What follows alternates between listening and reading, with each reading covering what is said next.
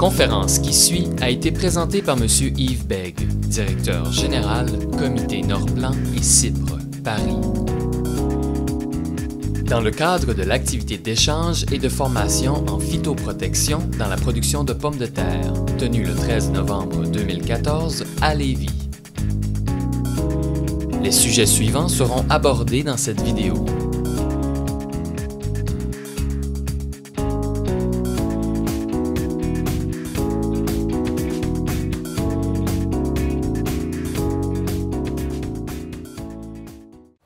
On va arriver aux sujets qui ont été abordés ce matin sur un certain nombre de pathogènes, activités de recherche.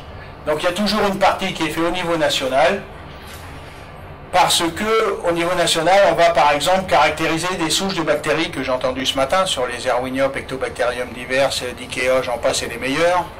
Des comme ça, il y en a encore plein, qui arrivent. Donc la caractérisation et tout ce qui est test et méthode d'identification, c'est fait au niveau national. Par contre, après, tout ce qui est travaux d'antagonisme, expérimentation au champ, essais de méthodes de lutte alternative, etc., c'est fait au niveau régional. Et ça, c'est vrai pour tous les pathogènes. Tout ceci, évidemment, encore avec un truc obligatoire, le CIFEN, tout ceci, évidemment, cadré par un système informatique. Au niveau, donc, du comité Nord et de la CIP, il y a Jean-Charles Quillet, voilà. Cette personne-là, il y a certains d'entre vous qui l'ont peut-être déjà vu, Virginie Coubert-Deveau, qui est dorénavant la directrice de recherche. Puisque moi je prépare mes grandes vacances, donc je mets que des jeunes filles à ma place. Donc voilà une partie de l'équipe scientifique. Anne Ponce de Léon, elle est ici. Là c'est la génétique, donc pour les empreintes génétiques, pour les marqueurs moléculaires, pour assister la sélection des nouvelles variétés. Il y a des gens, je pense, qui se sentent concernés dans la salle. Après on a un certain nombre de docteurs. Donc l'exemple là, cellulaire moléculaire des plantes, là c'est de la chimie, là aussi c'est de la chimie. Là elle est spécialisée plus sur les extractions de molécules d'intérêt pour la pomme de terre. Molécules d'intérêt qui peuvent aller aussi bien vers les bioplastiques, vers la fabrication de pièces diverses dans des véhicules ou dans des avions, peuvent aller aussi dans des utilisations diverses de l'amidon de la pomme de terre, où évidemment on peut extraire des molécules d'intérêt encore plus facilement. Ici, c'est sur le sujet qui a été évoqué ce matin, en particulier sur le virus Y. Et Sébastien Bockel, c'est mon petit français qui est là depuis 5 ans, puisque j'ai un contrat de recherche avec Agriculture Canada depuis 5 ans et qui a été renouvelé cette année encore pour une période de 3 ans avec une continuité de travail de recherche du Comité Nord au Canada. On a d'autres ingénieurs de recherche, en particulier cette personne là qui m'a fait 3 brevets, qui est responsable donc pour le labo de confinement, que vous verrez après sur la photo. C'est un labo de confinement 3 et de CERN 3 qui me permet donc de pouvoir travailler même tout ce qui est quarantaine, en sachant que cet investissement que quelques-uns dans la salle ont vu, à Chicourt, donc entre Lille et Paris, c'est un investissement, rien que ce bâtiment 3, c'est 2,4 millions d'euros sur 620 mètres carrés sans le matériel intérieur. Tout ça n'étant payé toujours que par des producteurs. Hein. Il y a d'autres ingénieurs qui font là des études diverses, par exemple tout ce qui est bactéries, là, en ce moment ça c'est le grand sujet ici, et ici, les bactéries, Pectobacterium and col. Ici on est sur des méthodes de lutte antagoniste, là c'est un technicien pour aider. Là c'est un sujet qui est évoqué aussi, qui nous intéresse, les décontaminations. Parce qu'on peut parler d'eau contaminée, d'air contaminé, évidemment il faut travailler sur les décontaminations de l'eau et de l'air. Et là un nouvel ingénieur chimiste qui vient d'arriver.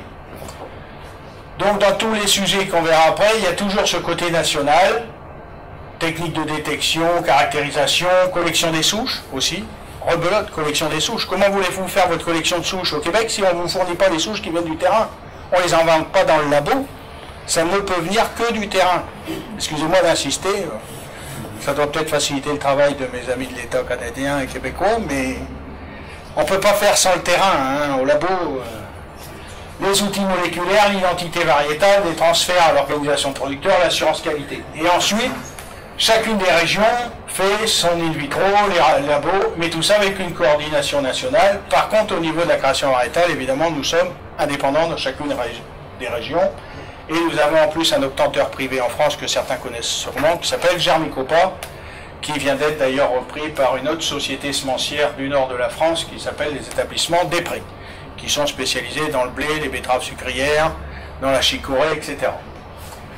Et au niveau de la CIPRE, qui est notre case de ma carte de visite, ben c'est tout ce qui est biocontrôle, antagonisme, ça c'est pour trouver des solutions autres que chimiques.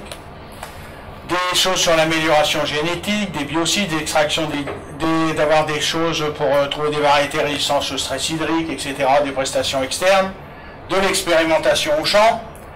Nous avons à côté de la station acheté 27 hectares de terre et on fait en moyenne 5 hectares et demi de champs d'essai chaque année. Et donc évidemment, ensuite, une fois que les expés ont été faits chez nous et qu'on y voit quelque chose, l'expé continue tout simplement chez nos adhérents. Et où là, comme j'ai expliqué déjà à plusieurs d'entre vous, moi après je ne fais pas des carrelatins, je ne travaille que par bande de 6 mètres, 12 mètres, 24 mètres, 36 mètres, et plus si affinité, c'est-à-dire des essais grandeur nature de l'agriculteur avec ses outils tels qu'il travaille. On fait pas, parce que j'ai aussi quelques adhérents en plan, en dehors de producteurs qui sont mix plan conso, ceux qui sont vendeurs de plants avec des commerciaux et industriels, ils font entre 30 et 180 hectares de plants dans chaque ferme. Évidemment que si je commence à leur demander du bricolage, je peux vous rassurer, la réponse c'est non. Bon, si maintenant on peut lever, on peut le faire aux 36 mètres, la réponse est oui. Ça aussi c'est à réfléchir, parce qu'on ne peut pas demander la même chose à un agriculteur que ce qu'on sait faire dans un centre d'expérimentation. L'expérimentation, valorisation de la R&D, travaux sur l'eau, tout ce qui est évidemment les pathogènes qu'on va voir après, en particulier mildiou, etc. Les programmes de la fédération, donc c'est préserver la qualité sanitaire des plants pour évidemment préserver la qualité sanitaire de toutes les pommes de terre. Ça commence déjà là. Et préserver la qualité des sols. Renforcer l'innovation variétale. Si vous n'avez pas d'innovation variétale, gros sujet pour le Canada, où on ne plante que des vieilles blanches, on ne sait plus quand elles ont été créées, et où pour l'instant on ne fait que ça, est évident que c'est une catastrophe pour la pérennité de la production de la pomme de terre dans le pays.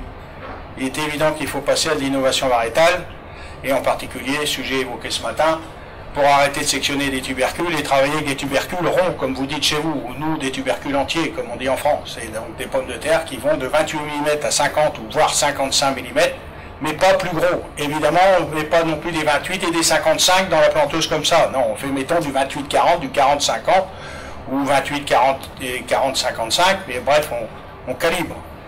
Et évidemment que ça va bien plus vite à planter, ça va mieux à traiter, les machines vont plus vite, il n'y a pas de blessures, on ne fait pas de traitement avec la coupe, enfin bref, les risques phytosanitaires diminuent. Je ne vais pas dire zéro, parce que ça n'existe pas. Développer des stratégies de production de plants innovantes et donc compétitives en préservant l'environnement. Voilà la fameuse station et ce fameux bâtiment, la L3S3. Ici, il y a 240 mètres carrés de serres qui donc sont des serres pour faire des cultures nous permettant d'avoir par exemple un marchand qui dit qu'il a de l'herbe, moutarde de je ne sais quoi ou je ne sais quelle herbe qui fait bionématicide. Ça c'est bien de le dire, le vérifier c'est mieux. Donc nous évidemment on sait combien on met de kystes de nématodes dans la terre, on sait faire pousser son engrais vert et puis après on regarde combien il y a de kystes. Et puis s'ils sont vivants ou s'ils sont morts. Et on les caractérise. Bon puis après je peux dire au producteur vous pouvez mettre ça. La position chez nous est simple, c'est moi, je n'ai pas dit on peut le faire, le producteur il fait rien, parce qu'il croit à rien. Donc quand il y a un marchand qui vient chez lui en lui disant, je cite l'herbe parce que c'est un bon exemple, vous avez qu'à fumer l'herbe, le gars va dire, et au comité Nord ils l'ont fumé? Non. Eh bien, allez faire fumer là-bas, on reviendra après. Et ça c'est un point très important parce que l'économie d'échelle dans l'expérimentation, ça change tout. Et qu'avant de faire des dizaines de milliers d'hectares avec des engrais verts qui font je sais pas quoi, là, soi-disant, il faudrait déjà vérifier qu'au labo ça marche. J'ai entendu aussi des sujets autres sur les champignons, exemple les fusarioses et compagnie. S'il n'y a pas les pourris qui montent encore au labo, comment voulez-vous qu'on fasse les essais en boîte de pétri? Déjà pour voir si nos molécules existantes, il y a des souches résistantes, oui, non. Si on n'a pas les pourris, on ne sait pas vérifier en boîte déjà si le produit marche. Et quant aux nouvelles firmes qui veulent faire des nouvelles molécules, évidemment qu'ils sont intéressés parce qu'on fait le screening nous-mêmes déjà dans les boîtes avant. Donc il y a un vrai partenariat, mais là encore, on a besoin des souches du terrain. Excusez-moi d'insister lourdement. Ici c'est le local administratif sur le haut, ici c'est la porte de Mont-Blanc, ici ce sont des serres qui servent pour faire des tests ELISA et ensuite des tests PCR dans le laboratoire pour tout ce qui est donc virus. Et ici à l'intérieur c'est tout ce qui est laboratoire pour nématodes à kyste, nématodes à gale, et les bactéries, en particulier qui fâchent, c'est-à-dire Ralstonia et Clavibacter, qui sont faits sur tous les lots, un par un. Alors encore un sujet qui fâche que je vais vous dire. Les producteurs de plants en France, pour faire du plant, le champ, avant d'être planté, est obligatoirement testé tous les ans. Tous les ans, tous les ans, tous les ans. Si vous n'avez pas un test nématode, vous n'avez pas le droit de planter des semences. Et donc ce n'est pas, je peux peut-être, non, c'est obligatoire. La seule chose qui change, c'est que si on a un historique tracé et pas d'apport extérieur à risque, lorsqu'on connaît l'historique du champ, on fait 400 ml de terre à l'hectare. Si on n'a pas l'historique, c'est 1500 ml de terre à l'hectare. Et où on fait donc dénombrement des kystes, présence, absence.